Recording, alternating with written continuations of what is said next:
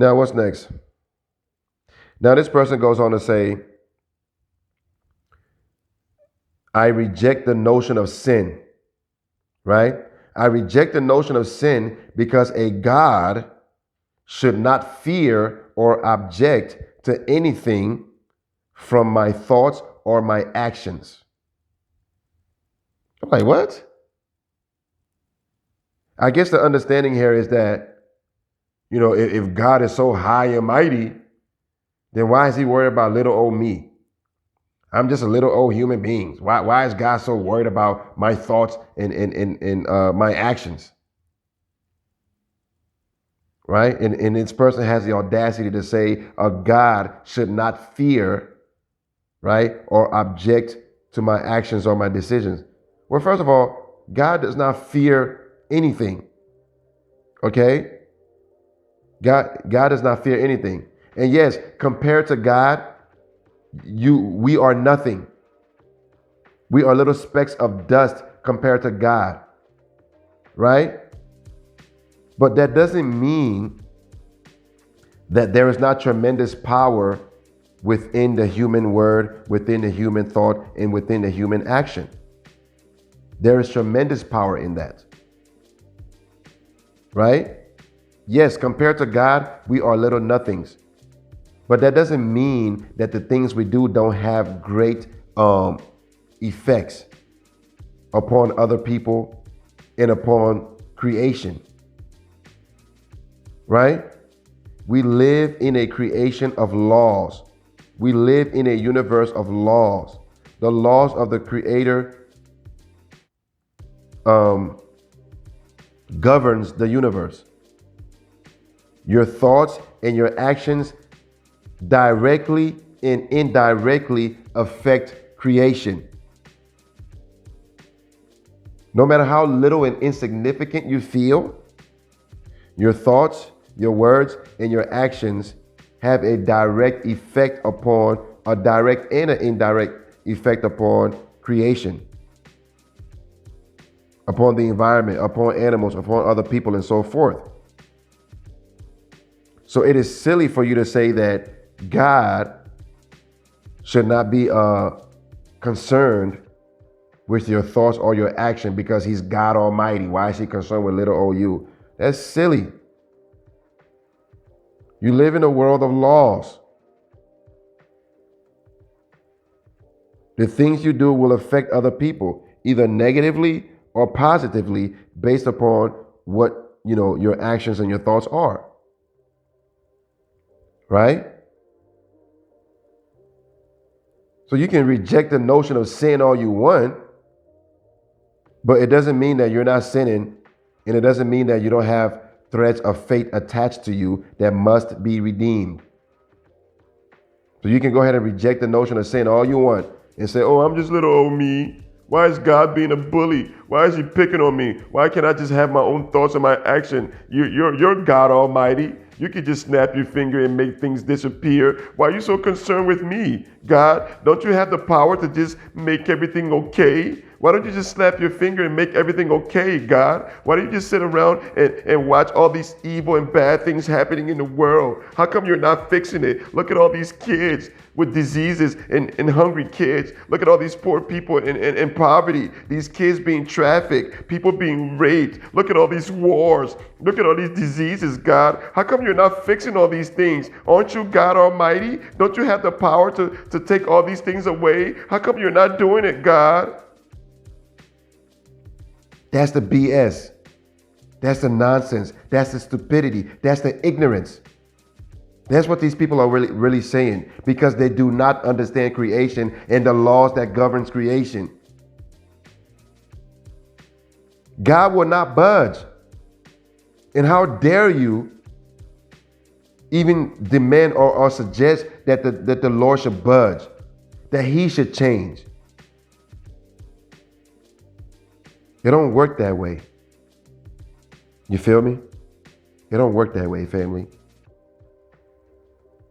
And now this person goes on to say, talking about rejecting the notion of sin, goes on to say, well, because if James owes me $50 and God forgives James' debt, well, James may be okay, but I'm still out $50, right?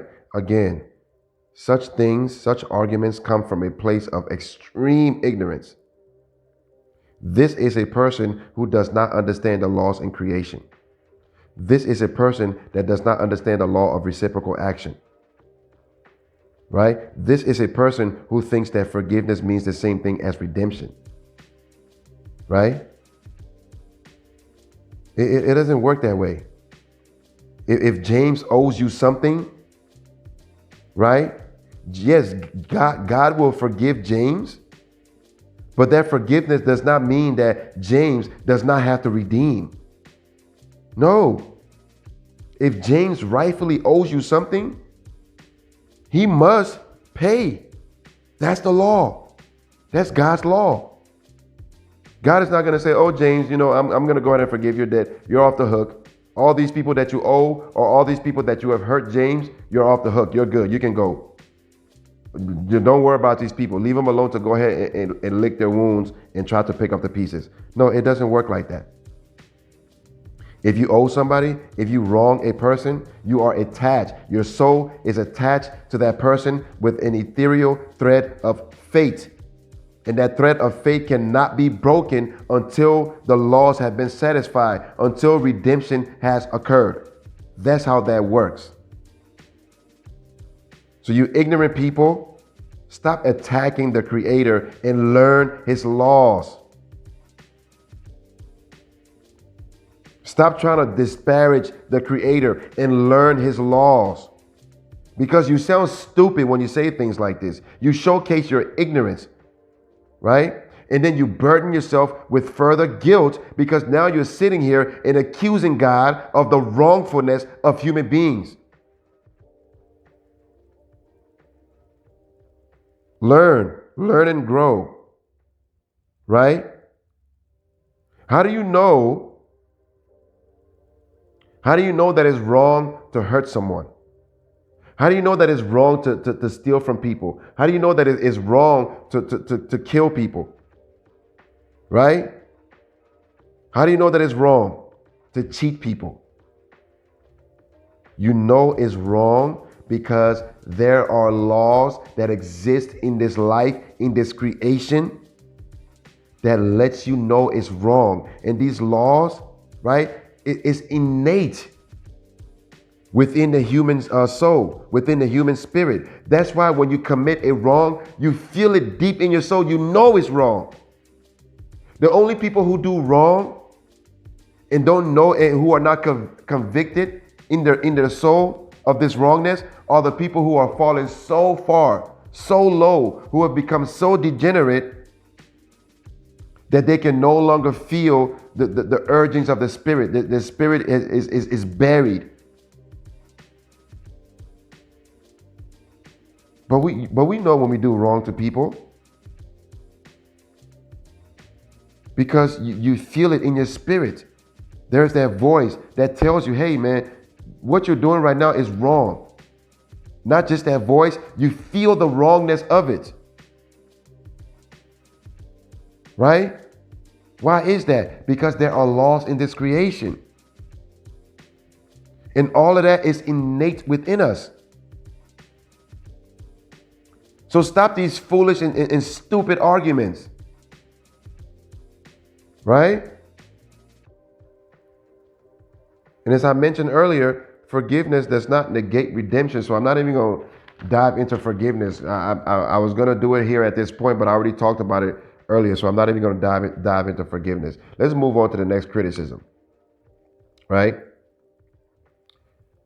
This ignorant person went on to say, Jesus did not look into the future to see that human beings had the capacity, right, to be moral, to be peaceful, right?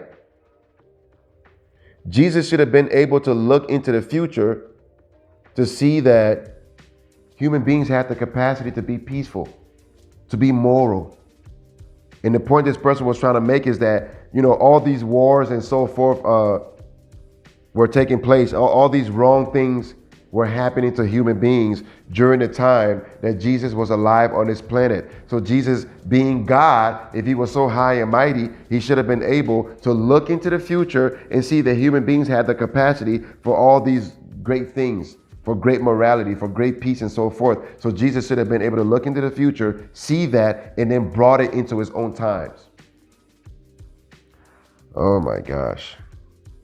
I'm getting a headache from having to explain, such stupidity. It's giving me a headache, family. It's very frustrating. But this is how low human beings have fallen. This is how degenerate we have become. So damn degenerate that I have to make videos like this explaining these things. Because people are actually listening to these things and becoming misled by it. How come Jesus did not look into the future and bring these things into his time? Peace and morality, right? Oh my gosh. See, here's the thing. Jesus already knew that human beings had the capacity for great morality and for great peace. Jesus knew this already. That's why he came. If Jesus